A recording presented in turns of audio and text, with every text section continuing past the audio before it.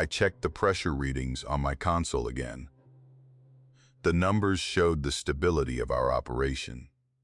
3,000 feet beneath the ocean's surface. Even the smallest miscalculation could kill us all. As chief engineer of Poseidon 7, I took pride in being thorough. Our underwater drilling platform was our life support system, while the rest of the 16-person crew focused on extraction quotas and mineral samples. My job was to ensure we stayed alive long enough to collect them. Through the viewport beside my station, I watched the drill boring into the seafloor. The mechanical arm extended from our habitat's base module, pushing deeper with each rotation. Floodlights illuminated the work area, creating a bubble of visibility in the darkness. Sediment swirled around the drill like an underwater dust storm. "Mike, got a minute?" Grace Leonard stepped through the sliding door into the engineering bay, her tablet displaying colorful geological readings. As our senior geologist, Grace had an eye for anomalies that most people missed. "What have you got?" I asked, turning from the viewport. Grace stood next to me and held up her tablet, pointing to an area of particular interest on the scan. "These density readings are unusual. Look at this section 30 meters below our current position." I studied the data, immediately seeing what concerned her. The screen showed a clear, hollow space, a cavity of some kind, directly in the path of our drilling operation. "Could be a gas pocket or an underwater cave system," I said, taking the tablet to examine the readings more closely. "Either way, we should adjust our approach. If we punch through into an unstable cavity at our current pressure and speed, we risk a blowout or structural collapse." Grace nodded. "That's what I thought too. The surrounding rock composition is consistent with." The door slid open again, cutting her off mid-sentence. Drew Vega, our operations director, walked in with his ever-present tablet, tucked under his arm, his expression already telling me I wouldn't like what he had to say. "Please tell me you're not suggesting another delay, Ford." Drew didn't bother with greetings. "Corporate headquarters called again this morning. They want increased yield by end of quarter, which means we need to push harder, not ease up." I gestured to Grace's readings. "We've got an anomaly directly beneath us, 30 meters down. There's a cavity of unknown size. We need to adjust our approach angle and reduce pressure." "And how long will that take?" Drew asked, crossing his arms. 6 hours minimum to recalibrate and reposition. Another 4 for test bores at the new angle." Drew shook his head. "Unacceptable. We're already behind schedule." "You remember Atlantis 3? I asked quietly. The question hung in the air. Drew's expression hardened, but I held his gaze. 14 people died on Atlantis 3, I continued, because warnings about underwater pressure variations were ignored. They pushed their drill straight into a methane pocket. The entire habitat imploded. Drew's jaw clenched. The disaster had happened just 3 years ago, and everyone in our industry knew the details. He glanced at the pressure readings on my console, then at Grace's tablet. "Show me the data again," he said. Finally, Grace took him through the readings, explaining the density anomalies and potential risks. I added details about necessary safety protocols and the adjusted drilling approach I wanted to implement. After several minutes, Drew let out a long breath. "Fine, 10 hours, not a minute more, and I want hourly progress reports." "You'll get them," I promised. After Drew left, Grace gave me a small nod of appreciation before returning to her lab. I called Roger Stevenson and Stephanie Henderson to the engineering bay to brief them on the situation and begin implementing the adjusted protocol. Roger arrived first, his tool belt jingling as he walked. "Another corporate versus safety showdown?" he asked, spotting the recalibration commands I was entering into the system. Something like that, I replied. Stephanie joined us moments later, immediately reviewing the density readings without being asked. That was what I appreciated about her. Thorough and no wasted words. Cavity looks substantial, she said. Smart call on the adjustment. The three of us spent hours recalibrating the drill, adjusting the angle, and modifying pressure settings. When we restarted the operation, I felt the vibrations travel through the habitat as the drill ground through rock and sediment below us. I watched the numbers on my console, tracking every change in pressure and stability. The adjustment would work. It had to work. But as Poseidon 7 shook with each rotation of the drill, I felt uneasy.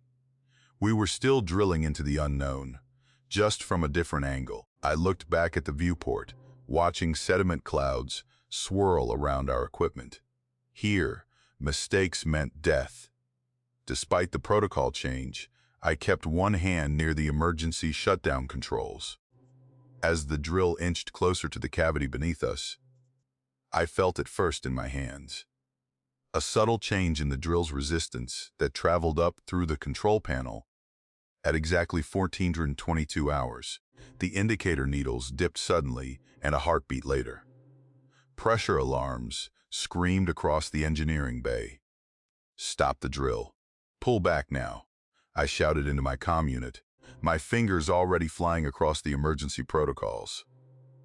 The drilling team responded immediately, but I could tell from the readouts that we'd breached something. Full stop. Repeat. Full stop. The habitat vibrated around me as ancient seawater surged through the opening we'd just created. On the monitoring station, red warning lights flashed in rapid sequence. I pulled up the exterior camera feeds, switching to the drilling site view. The floodlights cut through the darkness, revealing what looked like a massive dark cavity beyond our breach point. Mike, are you seeing this? Grace's voice came through my headset, tension evident in her tone. I see it, I said, adjusting the camera angle to get a better view. We've broken through into some kind of underwater cavern system. Nova Yang burst into the engineering bay, her tablet already displaying data streams from our sensors. Her eyes were wide with excitement rather than the concern I felt coursing through me. This is amazing. She hurried to my station, pointing at the camera feed. Look at the walls. They don't match the surrounding rock at all. This could be an isolated ecosystem, untouched for millions of years. It's a massive breach in our drilling line, I countered, pointing to the pressure readings. We need to seal it and reassess before. The door slid open again, and Drew stepped in, already assessing the situation with quick, calculating eyes. Status report, he demanded. We've breached an underwater cavern during drilling operations, I explained, indicating the feed. I'm working on stabilizing pressure and sealing the breach. Nova turned to Drew, her excitement evident. We have to investigate this. An isolated ecosystem at this depth could have unknown biological specimens. I shook my head. Too risky. We don't know what we're dealing with here. The structural integrity. Can we deploy a remote submersible? Drew interrupted, looking at Nova. Absolutely, she replied before I could object further. The compact Explorer unit is prepped and ready. We could have visual confirmation within minutes. Do it, Drew ordered, ignoring my frustrated expression. Drew, I strongly advise against this until we've properly assessed the... Your objection is noted, Mike, he interrupted, his tone final. But we have a unique opportunity. The submersible is designed for this type of exploration. I clenched my jaw as Nova rushed to the auxiliary station to prep the submersible launch. Within minutes, the small exploration unit detached from its dock beneath our habitat and moved toward the breach. The main display switched to the submersible feed as it approached the opening we'd created. Entering the breach now, Nova announced, her fingers dancing across the controls. The entire engineering bay fell silent as we watched the feed. The submersible's lights penetrated the darkness, revealing a vast chamber that extended far beyond what our sensors had initially detected. The water inside was strangely clear, lacking the sediment clouds that typically accompany drilling operations. Temperature reading is consistent with deep ocean water, but the mineral composition is unusual, Grace said, analyzing the incoming data. Almost like it's been filtered somehow. Look at those formations, Nova whispered, directing the submersible deeper. They're unlike anything in our geological surveys. The unease in my gut grew with each meter. The submersible moved forward. This cavern felt wrong, too perfect, too preserved. I checked the oxygen levels in the water. They were higher than expected at this depth. Remy Oliver had joined us silently, standing behind Drew with his arms crossed. His security training had him scanning everything with professional scrutiny. There, Remy said suddenly, pointing to something at the edge of the submersible lights. Movement at two-line position. Nova adjusted the camera, focusing on what appeared to be a collection of fossilized remains embedded in the cavern wall. Large segmented shapes that looked almost like... The fossil twitched. "Pull it back," I said immediately, my voice low and urgent. "Pull the submersible back right now." "Wait, I need to get closer," Nova protested, zooming in the camera. "That's not a fossil," I insisted, my voice rising. "Nova, get that submersible out of there now." But it was too late. As we watched in horrified silence, what we had mistaken for ancient remains unfurled itself from the cavern wall. A massive arthropod with an armored exoskeleton that glinted in the submersible lights. It had 8 jointed legs that extended from its body segment and 2 enormous front claws that dwarfed the rest of its body. "That's a sea scorpion," Nova whispered, her excitement gone. "A eurypterid. They've been extinct for hundreds of millions of years, and never this size. It must be at least 5 meters long." The creature moved with shocking speed for its size, orienting toward the light of the submersible. Before anyone could react, it shot forward and seized the small craft between its massive claws. The feed showed a blur of movement, then the horrible sight of those claws tightening. The metal of the submersible crumpled like paper, and the feed went dead with a burst of static. "Cut the feed," I ordered immediately, my training taking over despite the horror churning in my stomach. "Seal all access points to the drilling area now. Full lockdown protocols." I hit the emergency containment button, sending the alarm through the entire habitat. "I want every bulkhead between us and that breach locked down and pressure checked." The crew sprang into action, the blaring alarms driving home the urgency of our situation. As I initiated the emergency protocols, I couldn't shake the image of what we just witnessed, a prehistoric nightmare that should have been long extinct, now fully awake and aware of our presence. I watched in stunned horror as the creature, this impossible monstrosity, oriented itself toward the opening to our habitat. Its segmented body contorted, compressing as it forced its massive bulk through the breach we'd created. What should have been physically impossible happened before my eyes. 5 meters of prehistoric nightmares, squeezing through with alarming speed and purpose. The blare of emergency alarms jolted me from my frozen state. Red warning lights flashed throughout the corridor, bathing everything in a pulsing crimson glow. "Move everyone to Central Command," I shouted, turning to run down the main passage. The corridor filled with crew members, stumbling in shock and confusion. I spotted Monica Wells clutching her arm, blood seeping between her fingers from a gash, likely sustained when the initial alarms triggered. "Here, lean on me," I said, supporting her weight as we moved. Keep pressure on that. She nodded wordlessly, face pale, with shock. I guided her forward, passing her off to Barry Chen, who met us at the junction to Section C. Get her to medical, I ordered, continuing my sprint towards Central Command. Up ahead, Gregory Jacobs worked the manual override for one of the pressure doors, the muscles in his forearms straining as he cranked the mechanism. Engineering sealed, he called out as I approached. Most of the crew is ahead. A violent screech of tearing metal cut through the alarm's wail. The sound so distinct and horrifying it made my skin crawl. It came from deeper within the station, from the direction of our living quarters and maintenance bays. Gregory's eyes widened. That's Module D. The seal didn't hold. His voice barely carried over the cacophony of alarms and the distant sound of metal giving way. Maintenance Team B was running diagnostics there, I said, the implication hitting us both simultaneously. We sprinted to Central Command, the reinforced doors sliding open. Inside, chaos reigned. Crew members huddled in groups, some shouting while others sat in silence.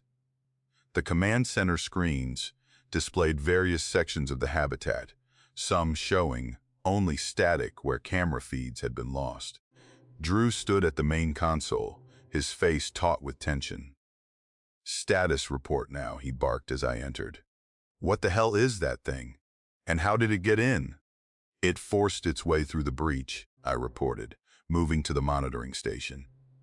"It shouldn't have been able to fit, but it did."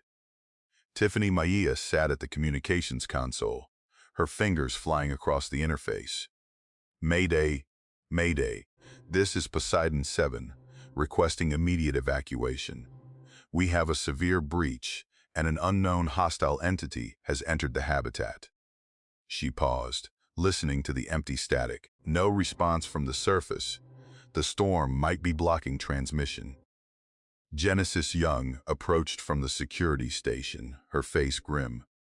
"Maintenance Team B isn't responding to any calls. Their comm signals are offline." She pulled up a schematic of the habitat on the main screen, highlighting Module D and flashing red. Last contact had them running system checks in the environmental control room. I turned to the array of internal camera feeds, scanning for any sign of the creature. The footage from Module D showed flooding in the lower sections, but the emergency barriers had engaged, containing the worst of it. Then movement caught my eye. There, I pointed to the third screen from the left. The creature moved through the module with unsettling purpose. Its segmented body glided through the water despite its size. What chilled me most wasn't its prehistoric look or huge claws. It was how it moved, not randomly, but with a clear intent. Its multiple eyes scanned everything, taking in details of our habitat. "Where's Jeffrey, Susan, and Everett?" I asked, scanning the footage for any sign of the maintenance team. Grace joined me at the monitors, her face pale. "They should be visible in Section D7, near the environmental controls." We scrolled through every available camera angle. Nothing. No bodies, no survivors, just empty corridors, and the massive creature exploring our habitat. "It's moving with purpose," Nova whispered, her curiosity pushing aside her fear. "See how it's examining everything." She was right. The creature paused near an electrical junction, where power conduits from the main generator fed into Module D systems. Its antenna quivered, extending toward the humming panels. The creature moved closer, its appendages skimming across the hardware. "The electrical output," I said, realizing. "Look at how it's reacting to the energy signatures." The creature's antenna moved faster as they got closer to the high-voltage equipment, as if it was sensing the electrical field. "It's attracted to our systems," I said, my mind racing. "Look how it reacts to different outputs.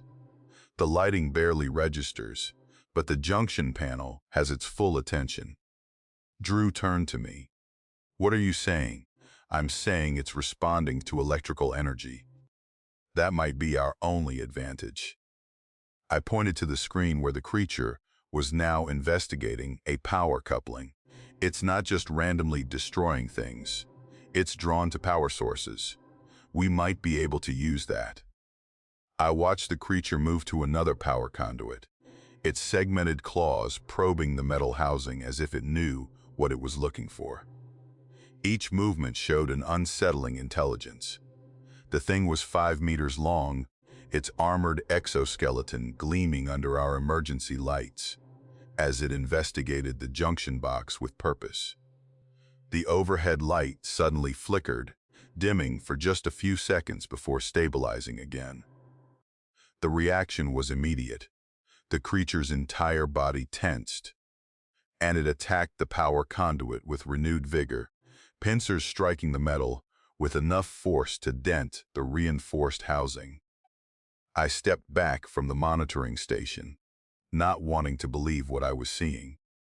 It responds to power fluctuations, I said to no one in particular, my voice barely audible over the alarms still blaring through Central Command. Grace moved beside me at the console. You think it can sense electrical currents? Look at it. I pointed as the creature tore into the conduit, exposing a bundle of cables. It's not just destroying things randomly. It's targeting our power grid. Over the next 6 hours, our situation worsened.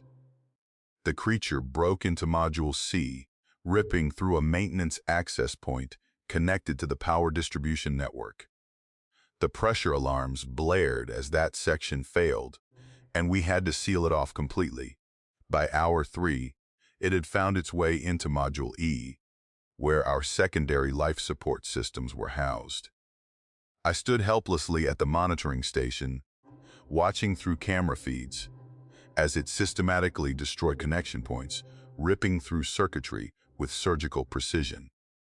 We need to retreat further in, Drew ordered, his face pale as he watched the feeds. Central Command isn't going to hold if that thing keeps working its way through our systems. We had no choice but to move deeper into the habitat's core, gathering what supplies we could carry.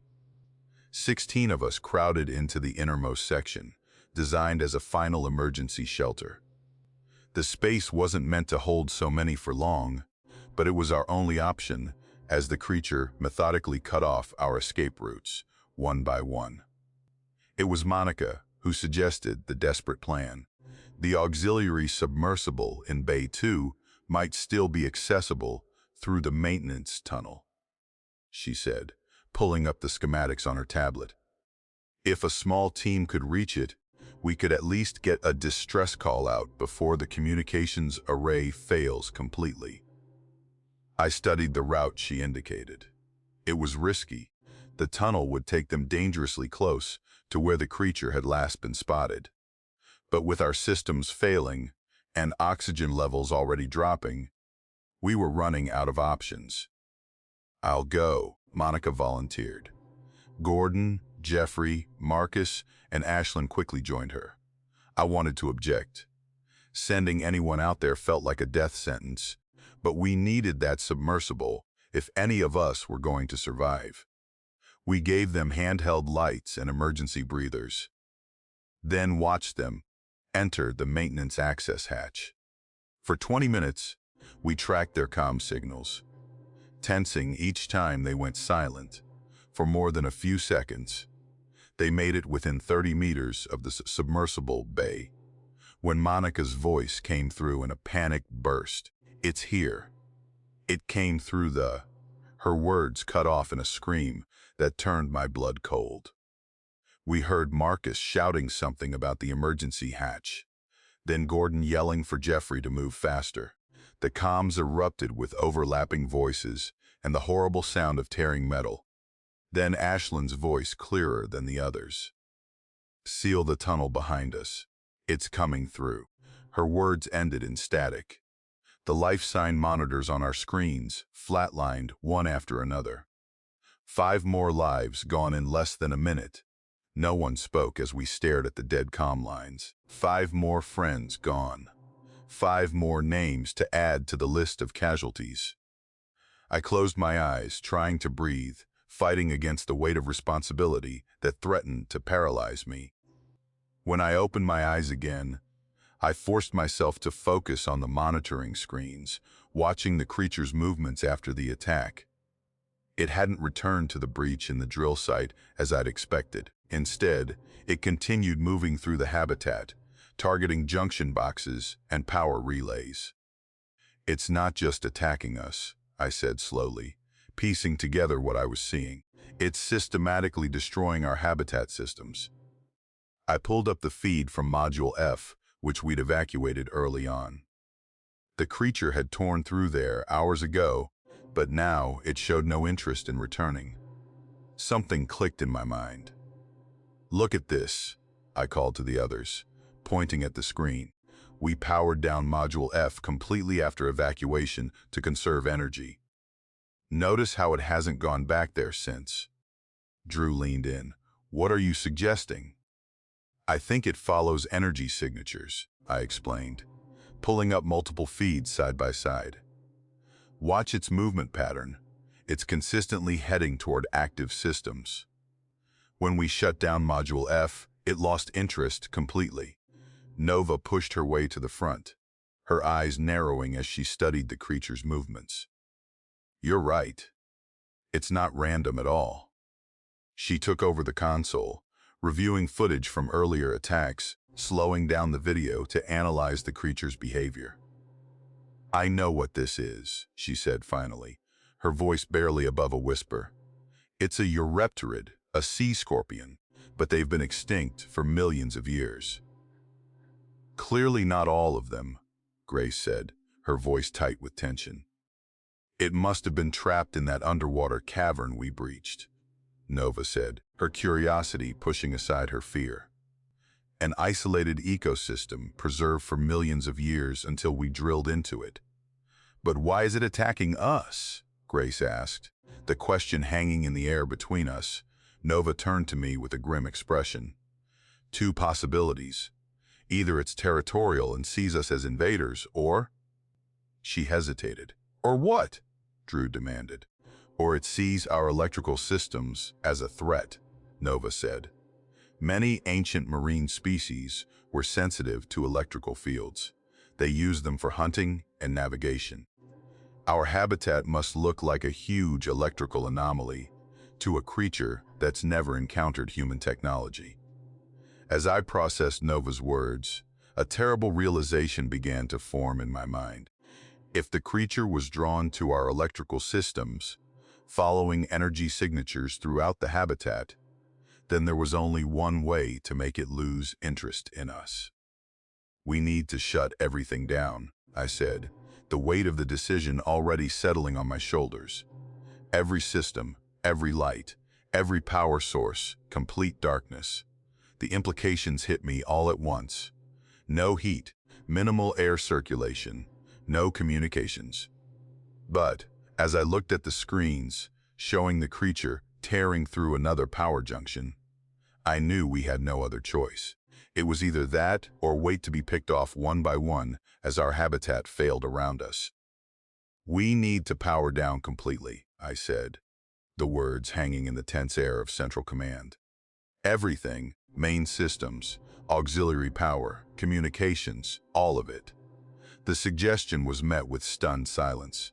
15 faces stared back at me, expressions ranging from disbelief to terror in the harsh glow of emergency lighting. Drew stepped forward, his brow furrowed with concern. "That's suicide, Mike. We need life support. We need communications to call for help." "The creature is hunting electrical signatures," I explained, keeping my voice steady, despite the urgency pounding in my chest. "Every system we keep running is basically a beacon drawing it straight to us." I moved to the main console, pulling up the schematics of our habitat. "Look, we can run minimal systems on isolated battery reserves. Just enough to maintain basic life support. No external emissions. Nothing that broadcasts our location. And how long will those batteries last? Drew asked, crossing his arms. 3 days, maybe 4 if we're careful, I answered honestly. Tiffany spoke up from the communication station. What about calling for help? Without comms, nobody will know we're in trouble down here. Nobody can hear us anyway, I reminded her. The storm up there is blocking all transmissions, remember. Even as the words left my mouth, a violent impact shook the room. The metal walls groaned under tremendous pressure. It's testing our defenses, Nova whispered, her eyes fixed on the external camera feed. It's methodical. I turned to face the main viewport screen. The creature was circling back around, its segmented body moving with unnerving purpose through the wreckage of Module E. The exoskeleton gleamed unnaturally in our floodlights, and its massive claws tested various sections of our remaining habitat. I'm not suggesting this lightly, I said to the room, but we're broadcasting our location with every system that's still running. We're ringing the dinner bell. Drew ran a hand over his face. How do we know it will even work? That this thing will just lose interest if we go dark off? We've been tracking its movements, I explained, pulling up the security footage from the past hours. It consistently moves toward our highest power outputs. It ignored Module F after we powered it down. This is our only chance. Our debate was cut short by an ear-splitting screech of metal. The creature had moved out of camera range, but the sound told us everything we needed to know. It was trying to breach Central Command directly. I pointed to the pressure door leading to the main corridor. It's coming right now. The massive reinforced door, visibly dented inward, the metal groaning under immense pressure. The sound sent a wave of panic through the room. God help us, Genesis whispered. Drew's resolve crumbled as he watched the door bend. Do it, he said quietly. Shut it down, all of it. I turned to the 16 remaining crew members. Their faces were pale, exhausted, and terrified. These were the survivors, all that remained of our original team. Listen carefully, I said, keeping my voice low and steady. We're going to shut down everything except essential life support on isolated batteries. No emissions, no communications, no regular lighting. We'll seal ourselves in here and go completely dark. Gregory frowned. For how long? Until it loses interest or help arrives, I answered honestly. Maybe a few days. Leroy Dunn stepped forward, his medical officer's uniform stained with blood from treating the wounded. Without heating systems, the temperature will drop quickly. We're 3,000 feet underwater. It's near freezing outside the habitat. I know, I acknowledged with a grim nod. But we have emergency thermal gear, survival blankets. We'll huddle together for body heat if necessary. And if this doesn't work? Grace asked quietly. Another impact hit the door harder this time. The metal bulged inward another few inches. We don't have other options, I said bluntly. This is it. The crew moved with renewed urgency. Tiffany and Barry distributed thermal blankets and emergency heat packs from the supply lockers. Grace and Genesis gathered the remaining water rations and emergency food supplies. Gregory and Remy checked the battery levels on our emergency systems. I watched the creature's massive claw hammer against our door again. The reinforced steel, designed to withstand crushing ocean pressures, was buckling. We had minutes, not hours. My hands moved across the master control panel, preparing the shutdown sequence. I entered the override codes, bypassing safety protocols designed to prevent exactly what I was about to do. Everyone, get what you need now, I called out. Once we go dark, we stay dark. No flashlights, no tablets, nothing that emits any kind of electrical signature. The crew worked frantically, gathering supplies and securing loose items. Leroy distributed thermal clothing, while Paisley and Benjamin sealed the emergency hatches. James and Priya secured the limited medical supplies we had left. "Status?" I asked, fingers hovering over the final command sequence. "Ready," Gregory confirmed. "Isolated life support is prepped and shielded." "Emergency supplies distributed," Leroy reported. Another impact. The door wouldn't hold much longer. "Everyone into position," I ordered, huddled together near the center of the room, away from the walls and doors. The 16 of us gathered in a tight cluster. I could feel the tremors of fear passing through the group, the quick, shallow breathing of people facing their mortality. "On my mark," I said, one hand on the console, the other holding the manual override key. 3. The creature slammed into the door again. A hairline fracture appeared in the reinforced steel. 2. The emergency lights cast long shadows across frightened faces. In that moment, I carried the weight of every life in the room. 1. I pressed the master control and turned the key. The habitat systems responded immediately. The lights went out, leaving us in darkness. The air circulation stopped. The machinery fell silent. The minimal life support indicators glowed for a few seconds longer, casting a blue tint across my crew's faces before they too went dark. We were in complete darkness.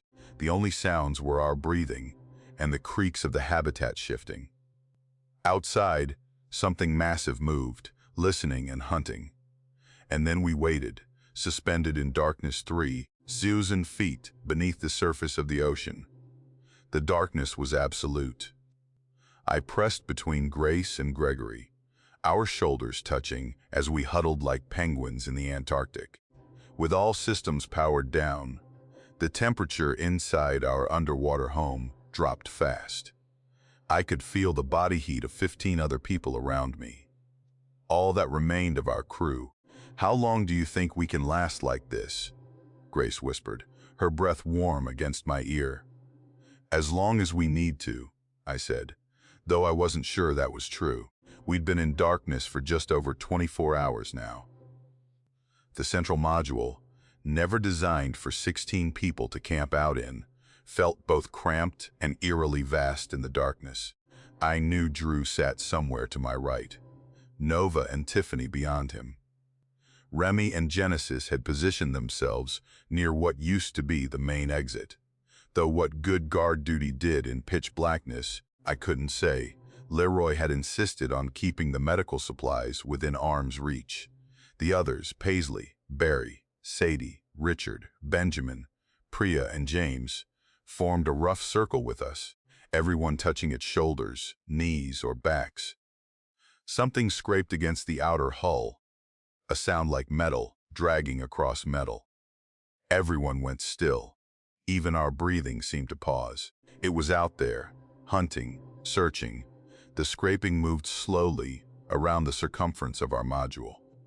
I imagined its armored body sliding against our walls, those terrible claws testing for weakness. The sound faded, then returned from another direction. "It's trying to find a way in," Barry said, his voice barely audible. "It's looking for power sources," I corrected, speaking just loud enough for those nearest to hear. "As long as we stay dark, we're just another part of the structure to it." I hoped that was true. Had to be true. By the second day, the cold had worked its way deep into my bones. We rotated positions regularly, letting different people take turns in the middle of our huddle where it was warmest. The emergency thermal blankets helped, but they weren't meant for extended use in near-freezing temperatures. My fingers had gone from painful to worryingly numb. "Time for the check," I said, unfolding myself from the group. This had become my ritual every hour, checking the isolated battery reserves that powered our air scrubbers and minimal life support. The small display gave off the faintest green glow, just enough to read the numbers. I kept my body hunched around it to contain even that tiny light. 76%, I reported when I returned to the huddle. Air quality holding. How many days is that? Drew asked. Even his voice had lost its usual commanding tone. 4. Maybe 5 if we're careful. The creature seemed most active at night, though down here, night was just a concept we maintained with our watches. Its movements followed patterns. 20 to 30 minutes of activity, followed by longer periods of silence. During those active phases, the sounds it made reminded me of someone methodically testing every inch of a locked door. I lay awake during the second night, listening to those sounds. A rhythmic tapping traveled across the ceiling of our module. Tap, tap, tap, then silence. Then 3 more taps, almost like it was counting, almost like it was thinking. "You awake?" Grace whispered next to me. "Hard to sleep through that," I said. "What do you think it wants?" I didn't answer right away. The truth was too frightening to voice. "I think it's curious. Maybe it sees us as competition or a threat." "Do you think it can get in?" Before I could answer, something slammed against the hull with such force that I felt the floor vibrate beneath us. Several people gasped. Someone, I think it was Priya, let out a small choked cry. 1, 2, 3, 4. I counted silently, focusing on the numbers rather than the fear. 5, 6, 7. Another impact, harder this time. The entire habitat groaned under the stress. 8, 9, 10, 11. A third impact, then silence. I reached 20 in my count before allowing myself to breathe normally again. This had happened before. The creature would hit the habitat a few times, wait for a response, then move on when it got nothing. "It's testing us," Nova whispered from across the huddle, looking for a reaction. "Well, it's not getting one," Remy said firmly. By the third day, the cold had become our constant companion. Breathing hurt. Each inhale felt like tiny needles in my lungs. My fingers had lost almost all feeling, and I had to concentrate to make them work when checking the battery levels. 59%, I reported after the morning check. "Still within acceptable range." "Define acceptable," Paisley said, her southern accent thicker with exhaustion. "Means we're not dead yet," Barry answered before I could. We spoke less as the third day wore on, partly to conserve oxygen, partly because there wasn't much to say. Occasionally, someone would whisper something essential, a request to shift positions, a report from those keeping watch, but otherwise, we existed in a bubble of shared silence and shared fear. Leroy insisted we all move regularly despite the cold to prevent blood clots and circulation problems. Every few hours, he'd guide us through simple exercises we could do while seated. "Wiggle your toes," he'd instruct quietly. "Now your fingers. Roll your shoulders." Simple movements that sent fresh waves of pain through my numb extremities. The habitat shook violently during what must have been the third night. I woke from a light doze to feel the floor bucking beneath me. The creature slammed against us with renewed fury, impacts coming faster and harder than before. 1, 2, 3. I counted, mouth dry with fear. The impacts continued longer than ever before. I reached 50 in my count before they began to slow, 60 before they stopped altogether. "Everyone okay?" I asked, when I was sure it had moved away. Murmurs of acknowledgement circled our huddle. "Battery check," I said, unwilling to wait for the regular hourly schedule after such an attack. The faint green glow of the display showed 53%. Our air was noticeably thinner now. Each breath took more effort, delivered less satisfaction. "We may need to consider options soon," Drew whispered when I returned. He'd moved next to me in the last rotation. "Not yet," I said. "It might lose interest if we just hold out a little longer." As if to mock me, a new sound started, a slow, methodical tapping directly below where we sat. Tap, tap, tap. We all pressed closer together. No one speaking now. I felt Sadie trembling against my left side, heard Richard's ragged breathing behind me. Tap, tap, tap. I counted the seconds between each set of taps. 15. Always 15. Too regular to be random. The creature was learning something, testing something. For hours, we took turns sleeping, while others kept watch. Though watch meant only listening in the perfect darkness. Real sleep was impossible with the creature so close, with the cold so deep, with the air so thin. I dozed in fragments, never more than 20 minutes at a stretch. When I woke from one such doze, the tapping had stopped. I strained my ears, but heard nothing. The habitat seemed to hold its breath along with us. "Is it gone?" James whispered from somewhere across the huddle. No one answered. We'd been fooled before by temporary retreats. I carefully extracted myself from the huddle. Fingers so numb, I had to watch my movements to make sure I was actually touching what I intended to touch. The battery display showed 47%. As I made my way back to the group, my foot caught on something, someone's leg probably, and I stumbled. My hand shot out instinctively to catch myself against the wall. The cold metal of the hull burned against my palm, not with heat, but with cold so intense it felt like fire. I pulled back quickly, but not before feeling something else. A vibration, faint but distinct, rhythmic, like something large moving away through water. I rejoined the huddle, finding my place between Grace and Gregory again. "It's still out there," I whispered, "but I think it's moving away for now." We pressed together.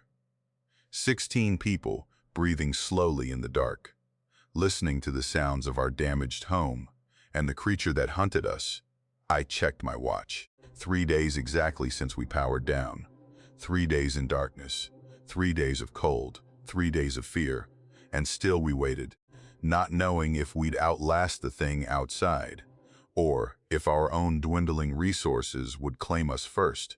By the 4th day, the tapping sounds against the hull had become less frequent. Each impact was more spaced out, with hours passing between the metallic rings that had once come every few minutes.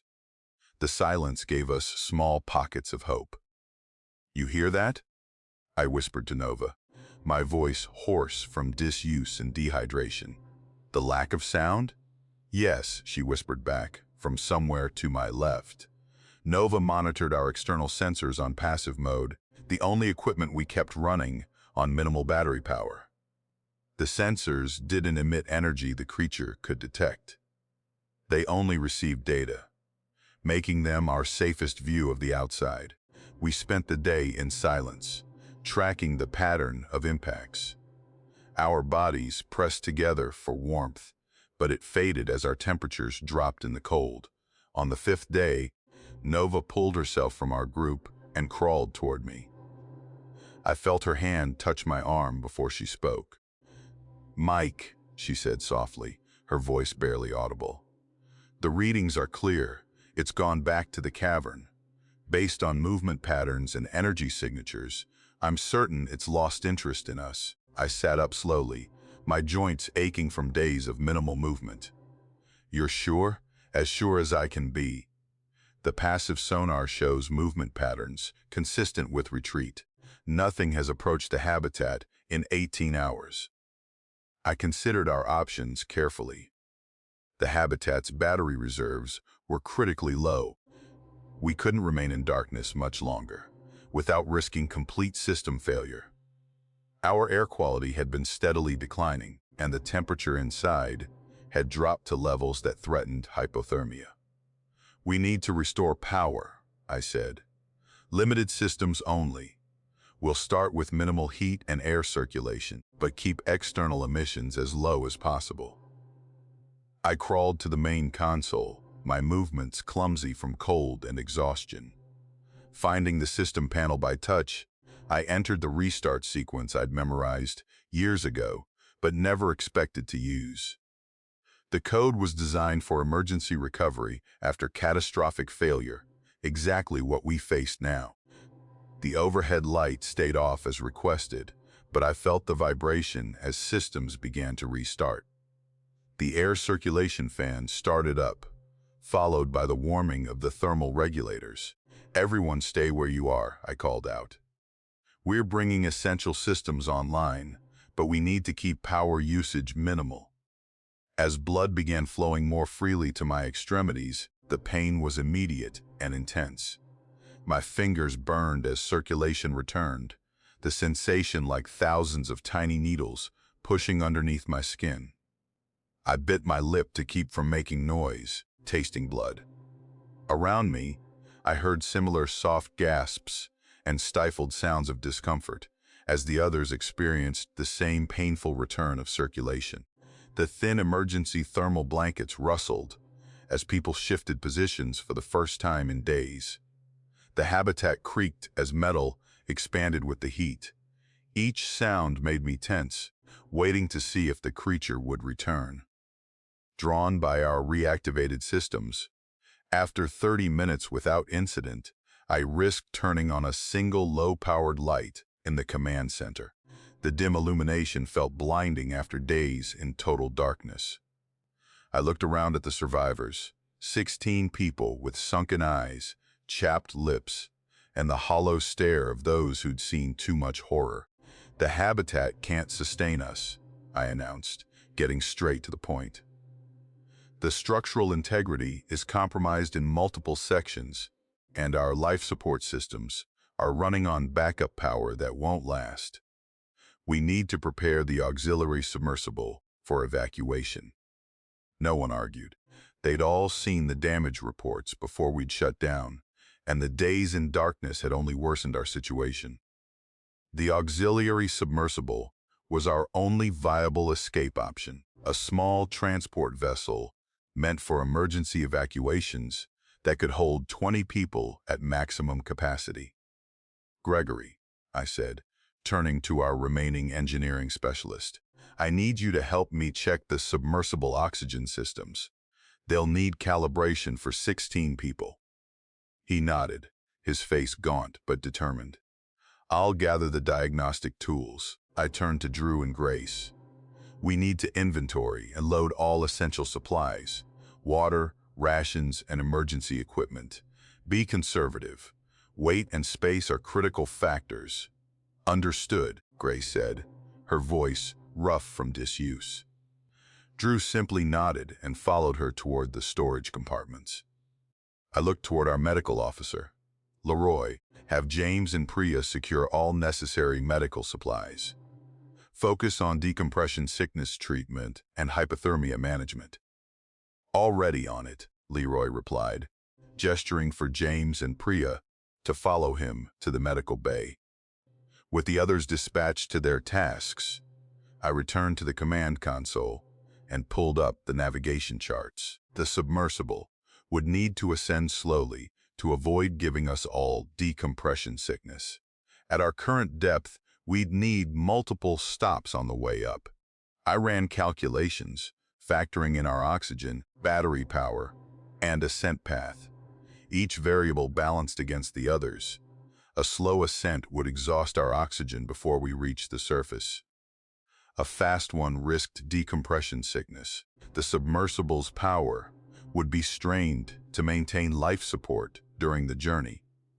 While working on the calculations, I kept glancing at the external sensor readings, watching for any sign the creature might be returning. So far, Nova's assessment held true. It seemed to have lost interest in us once we no longer emitted significant electrical signals. After 4 hours of preparation, I joined Gregory at the submersible access port. The small craft was docked in a specialized chamber that could be sealed and pressurized independently from the rest of the habitat. Gregory had the access panel open, his hands moving methodically through the oxygen system check. "How's it looking?" I asked. Gregory glanced up briefly. "The primary tanks are at 98% capacity. The scrubbers need recalibration for 16 people, but they'll manage. It's going to be tight in there, though." I nodded. The submersible was designed to hold 20 people for short evacuations, not 16 for a prolonged descent with decompression stops. We'll make it work. We don't have another option. After helping Gregory complete the oxygen system checks, I moved on to test the communication systems. The submersible had its own independent comm array, but I kept the power settings at absolute minimum, just enough to detect nearby vessels once we neared the surface, but not enough to broadcast a strong signal that might attract unwanted attention from below. The habitat groaned as stress fractures spread where the creature had damaged support structures. Twice we heard metal give way in the outer modules, followed by the sound of bulkhead seals engaging to contain the breaches. Grace and Drew returned from their supply run, carrying what looked like carefully measured containers and equipment. We've prioritized water, high-calorie rations, and thermal blankets, Grace reported. Everything's been weighed and distributed to maintain proper balance in the submersible. Drew looked exhausted, but nodded in agreement. We've also included minimal communication equipment and emergency flares for surface signaling. By the time artificial nightfall arrived, indicated only by our watches. Since we'd maintained minimal lighting throughout the day, all preparations were complete. The submersible was loaded with supplies, its systems checked and rechecked, and our departure plan finalized. I gathered everyone in the command center for a final briefing. Their faces showed fatigue, but also relief that we were taking action rather than waiting for the habitat to fail around us. The plan is straightforward, I explained. We board the submersible at 0600 hours. Detachment sequence will begin immediately after sealing. Our ascent will include 7 decompression stops, each lasting between 40 minutes and 2 hours, depending on depth. Total ascent time is approximately 15 hours if everything goes according to plan. I pulled up a simple diagram I prepared, showing the ascent trajectory. Once we reach near surface depths, we'll attempt to establish communication with any vessels in the area. If we can't make contact, we have enough reserve power and supplies to travel submerged for approximately 70 nautical miles toward the nearest shipping lane. The plan wasn't perfect, but it represented our best hope for survival in the crushing depths. No one raised objections. We'd all seen enough to know that staying meant certain death, either from system failure or the creature's return. Get some rest, I concluded. Tomorrow we leave this place behind. I shepherded our group toward the auxiliary submersible access port, trying to project a confidence I didn't entirely feel. The narrow corridor leading to the docking bay felt even smaller, with 16 people filing through it. We'd loaded the supplies earlier. Water, rations, medical equipment, but now came the most critical cargo. Us. Single file, I said, standing at the hatch entrance. Watch your head when you enter. The clearance is lower than standard. One by one, I guided my colleagues inside. Grace first, then Gregory, Nova, Barry, Paisley. Each face showed a mix of exhaustion and desperate hope as they ducked through the hatch. Drew paused beside me before entering. How many people was this thing designed for? He asked, eyeing the cramped interior. 8, I answered. Maybe 10 in an emergency. I didn't need to state the obvious that 16 was well beyond capacity. He nodded grimly and climbed inside without another word. The submersible's interior was a tight maze of bodies and equipment. I'd spent the last hour reconfiguring the seating arrangement, removing non-essential components to create just enough space for everyone. The oxygen systems had been calibrated for double capacity, but I knew we'd be cutting it close. Secure yourselves wherever you can find space, I told them as I squeezed toward the control console. We won't have room to move around during ascent. Genesis and Remy were the last to board. I nodded toward the airlock controls. Seal it, I said. Double-checked the pressure gauge. They moved quickly, their training clear in their actions. Genesis worked on the primary lock, while Remy checked the seal. In the cramped space, they stayed focused. I turned to the control panel and began the pre-launch diagnostics. The submersible systems were basic but functional: navigation, life support, communications, propulsion. I checked each one, methodically, while the others settled in around me. The process took longer than usual. The systems hadn't been used in months. While waiting for the diagnostic cycle to finish, I looked out the viewport. The habitat's lights were on minimal power, casting weak beams into the darkness. Something moved at the edge of the light, a shape slipping through and vanishing. My stomach tightened. I focused, tracking the movement and catching glimpses of what looked like a segmented appendage sliding through the dark. "Mike, everything okay?" Grace asked from behind me. I pulled my eyes away from the viewport. Everyone was watching me, faces drawn with tension and exhaustion. Telling them what I'd seen would only add to their fear. "Diagnostic are almost complete," I said instead. "We're looking good so far." The console beeped, showing all systems operational. I released a breath I hadn't realized I was holding. "Genesis, Remy, how's that airlock?" I called over my shoulder. "Sealed and pressure tested," Genesis confirmed. "Double-checked and locked down," Remy added. I nodded and turned to address everyone. 16 faces looked back at me, packed so tightly they could barely move. Friends and colleagues who'd survived days of darkness and terror. People who were counting on me to get them to safety. "Everyone secured?" I asked, scanning the cabin. Murmurs of confirmation rippled through the group. "We have a long ascent ahead. We'll need to make several decompression stops to avoid the bends. Total transit time will be about 12 hours, if all goes well." I didn't mention what would happen if things didn't go well.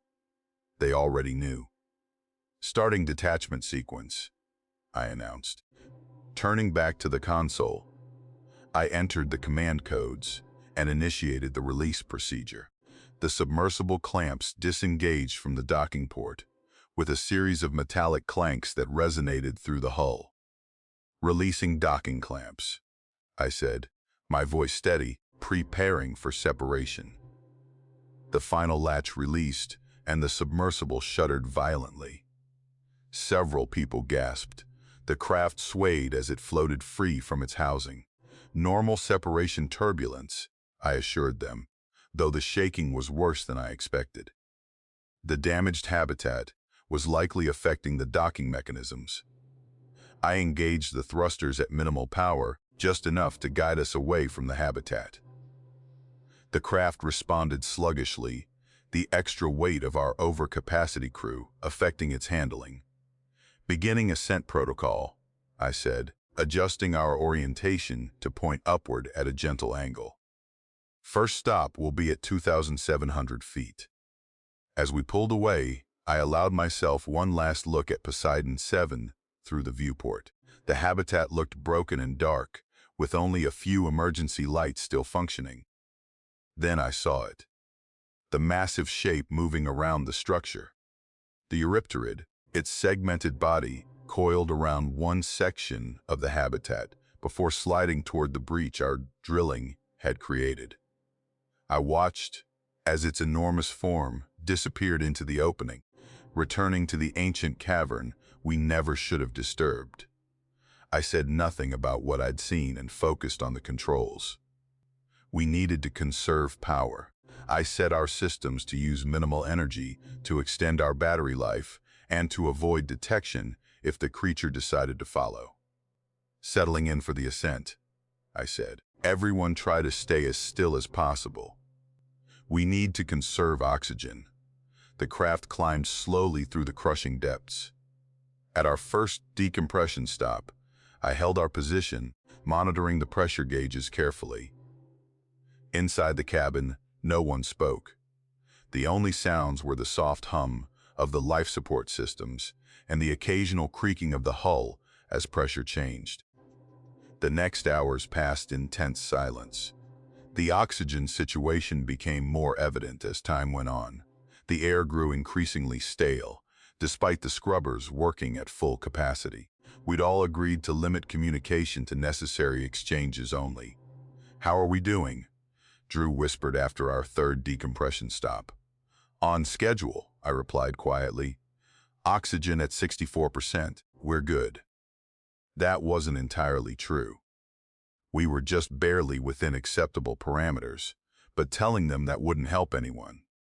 I kept the sonar on its lowest power setting during the ascent. Every few minutes, I checked the display for any sign of movement below us. Each scan showed only empty water, but I couldn't shake the sense that we were being followed. After our sixth decompression stop, Gregory leaned forward slightly. "What depth are we at?" he asked, his voice barely audible. 800 feet, I answered. 2 more stops to go." I didn't mention the significance of this depth, but I knew it, and I suspected Nova did too. Based on what we knew of Eurepterids and the pressure readings from the cavern, 800 feet likely marked the upper limit of the creature's habitat. Any prehistoric organism adapted to that pressure would struggle to follow us higher. I kept checking the sonar anyway, my eyes flicking between the display and the navigation controls. The next hours crawled by with excruciating slowness. The air grew thinner, faces paler. Some dozed fitfully in the cramped conditions, while others stared ahead with glassy eyes. After our final decompression stop at 100 feet, I allowed myself to believe we might actually make it. The sonar had shown nothing unusual for hours. The crushing weight of the deep ocean was behind us. "Last leg," I announced, my voice sounding rough from disuse. "We're heading to the surface." For the first time since we'd boarded the submersible 12 hours earlier, I saw something like relief on the faces around me. Grace managed a weak smile.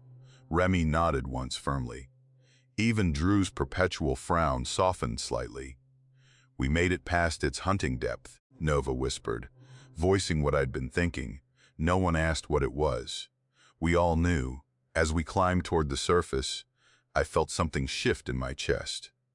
Not hope or relief, but a small step toward believing this nightmare might finally end. I felt the submersible lurch upward with a final push, then bob sickeningly as we hit the surface. After 3 days of cramped descent, the sudden rocking motion sent waves of nausea through my already weakened body. 16 of us packed into a space meant for 8, breathing recycled air that had grown thinner with each passing hour, but we'd made it. "We've reached the surface," I announced, my voice raspy from dehydration. The words triggered a few weak cheers, but mostly I heard exhausted sighs of relief. Nobody had energy for celebration. In the dim blue glow of the emergency lights, I could make out Grace's face. Her eyes closed as she leaned back against the curved wall. Gregory sat beside her, his hand resting on her shoulder. Next to them, Nova stared blankly ahead, her usual scientific curiosity extinguished by fatigue. The others, Tiffany, Drew, Remy, Genesis, Leroy, Paisley, Barry, Sadie, Richard, Benjamin, Priya, and James, were packed together like sardines, many of them dozing in uneasy sleep. Tiffany crawled forward from her position near the communications panel. "Let me try again," she said, her fingers already working the dials. She'd been trying to establish contact every hour since we began our ascent, but the storm that had been raging above had blocked all signals. I watched her work, admiring her focus despite everything we'd been through. The cuts on her hands had scabbed over, but I knew they hurt. We all carried our wounds, visible and invisible. "This is Auxiliary Vessel Poseidon 7B. Requesting immediate assistance," she said into the microphone. Her voice was clear and professional, betraying none of the trauma we'd endured. 16 survivors on board. Repeat, 16 survivors requesting immediate assistance. Static crackled back at us, but then a voice broke through. Poseidon 7B, this is cargo vessel Horizon Star. We read you. What's your situation? Tiffany's face lit up. She looked at me, her eyes wide. We have contact. I pulled myself forward to the mic. Horizon Star, this is Chief Engineer Mike Reynolds of Poseidon 7. Our platform suffered catastrophic damage.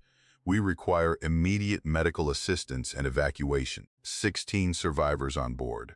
Copy that, Poseidon 7. We have your position. Altering course to intercept ETA approximately 6 hours. Can you maintain your current position? Affirmative, I replied. We'll activate emergency beacons. Be advised, all survivors require medical evaluation for extended decompression protocol. Understood. Horizon Star out. I looked back at the others. Help is coming. 6 hours. Drew opened his eyes. Did they say which company they're with? Cargo vessel, I said. Independent, I think. Drew nodded and closed his eyes again. I understood his concern. The company that operated Poseidon 7 would have questions. Questions none of us were eager to answer. The next 6 hours dragged on. We rationed our last water, each person getting barely a mouthful. The heat inside the submersible climbed as the sun hit the metal hull. Sweat mixed with grime on our bodies, but nobody complained. We were alive. Through the small viewport, I watched the horizon, searching for any sign of our rescue. When I finally spotted a dark shape in the distance, I held my breath until I could make out the outline of a large cargo ship. They're here, I announced. The transfer from our submersible to the Horizon Star was a blur of activity. Crew members helped us up a swaying ladder one by one. I insisted on being the last to leave, watching as my team was pulled to safety. When my turn came, I gripped the metal rungs with trembling hands. My muscles screamed in protest as I forced myself to climb. The wind hit me first, real wind, not the recycled air of the habitat or submersible. Then came the sunlight, blindingly bright after days in the dim emergency lighting. As I stepped onto the deck of the rescue ship, the enormity of what we'd survived crashed over me. I took my first breath of fresh air in months and felt my legs give way beneath me. Someone caught me before I hit the deck. The sky stretched endlessly above, so open and vast it made my head spin. I've got you, sir, a crew member said, supporting my weight. Medical's this way. I couldn't stop shaking. The cold that had taken root in my body during those 5 days in darkness seemed permanent, as if I'd never be warm again. They guided me to the ship's medical bay, where the others were already being treated. The medical staff wrapped me in thermal blankets and attached monitoring equipment to check for signs of decompression sickness. Your core temperature is dangerously low, a medic told me as she checked my vitals. How long were you exposed to cold conditions? 5 days without environmental systems, I said. My teeth wouldn't stop chattering. Before that, 3 days in a submersible with minimal life support. She looked alarmed and called for more blankets. The others, I asked, all alive? Some cases of hypothermia, dehydration, malnutrition. 2 showing minor symptoms of decompression sickness, but they should recover. She paused. You mentioned 16 survivors. The database shows 27 crew members assigned to Poseidon 7. I closed my eyes. That's correct. She didn't ask more questions. In the days that followed, the Horizon Star took us back to the mainland. Company officials arrived by helicopter, men and women in suits with tablets, asking the same questions repeatedly. Where did the breach happen? What caused the system failure? Was protocol followed? They interviewed each of us separately, comparing our stories. I sat in the ship's small conference room, facing 2 company representatives. A man named Harlow and a woman called Diaz. "Let's go through the sequence again," Harlow said, his fingers poised over his tablet. "You detected an anomaly during routine drilling operation." "Yes," I said. "A hollow space approximately 30 meters below our position. I recommended we adjust our approach, which was done." After some discussion, yes, and then the drill breached the cavity.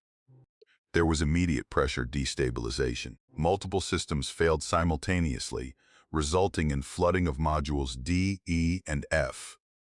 Diaz added, reading from her notes. I nodded, sticking to the story we all agreed on.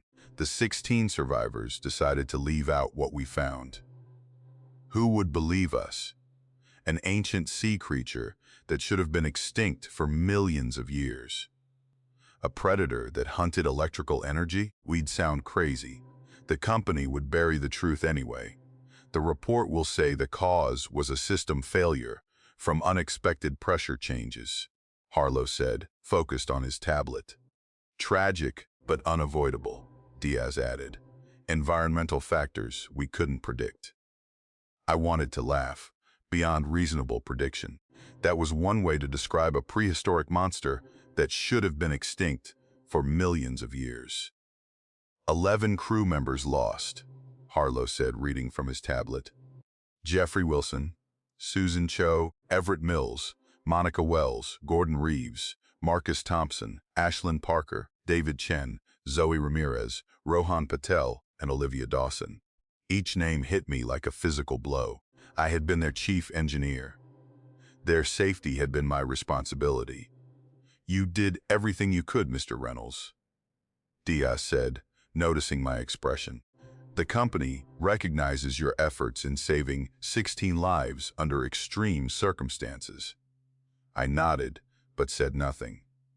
They didn't want heroes or villains in their report, just an accident that couldn't have been prevented. Clean, clinical, closed. When they left, I went back to the cabin they'd given me on the ship. I turned on every light and sat on the edge of the bunk, staring at the door until morning. We reached the mainland 3 days later. The company had arranged for medical evaluations, psychological assessments, and temporary housing for all survivors. They offered us paid leave and counseling services, standard procedure following traumatic incidents. Several of my colleagues took the company shuttle to the hotel they'd arranged. I called a taxi instead. The hotel room was nice enough. Clean sheets, hot water, room service. But the first night, I woke up screaming, clawing at the darkness. I'd been dreaming about those 5 days in the habitat's core, listening to the creature tap against the hull, searching for us. After that, I slept with all the lights on. The hotel staff asked questions when I requested extra lamps. I told them I was working on technical diagrams. They didn't believe me, but they brought the lamps anyway. During the day, I gave more statements to company lawyers, insurance investigators, safety board officials. Each time, I stuck to our story. System failure, pressure breach, no mention of the creature that moved with terrible purpose through our habitat, hunting us. At night, even with the lights on, I heard the tapping. Tap, tap, tap. The sound of something testing our defenses, looking for a way, and I ran into Grace at company headquarters during one of my debriefings. She looked better than the last time I'd seen her. Color had returned to her face and she'd gained back some weight. "How are you holding up?" she asked. "I'm fine," I lied. "You getting there?" She glanced around to make sure no one was listening. "Do you ever think about what it was? Really think about it?" I knew exactly what she meant. Every day, Nova has theories.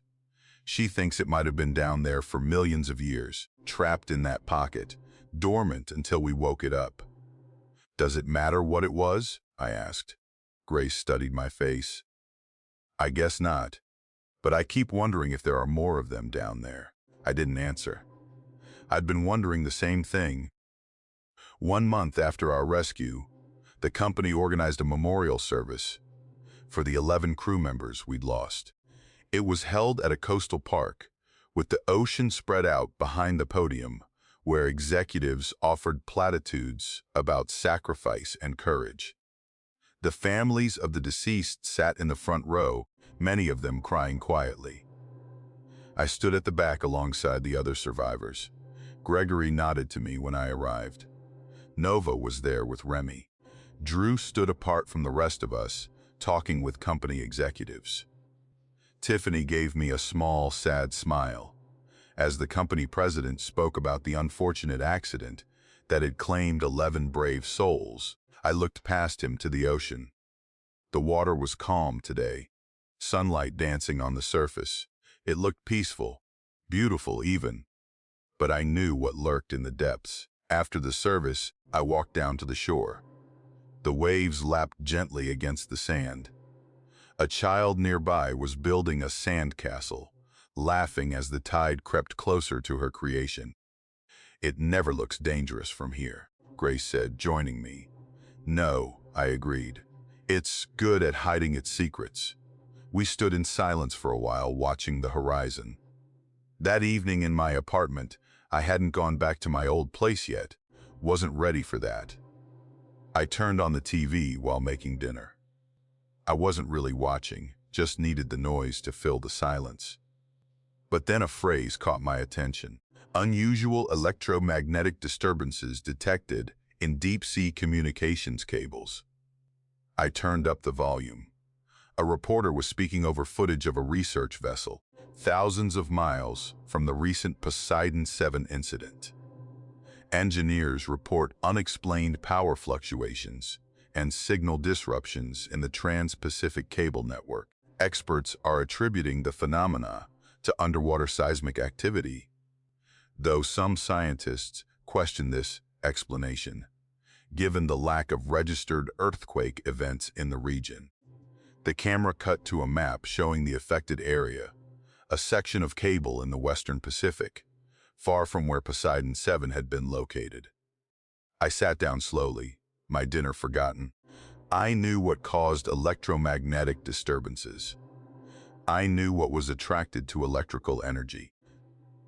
And I knew with cold certainty that the prehistoric horror we'd awakened hadn't died or returned to its sleep. It was hunting again, following the energy signatures of our underwater cable networks, moving through the depths with terrible purpose. And nobody on the surface had any idea what was coming.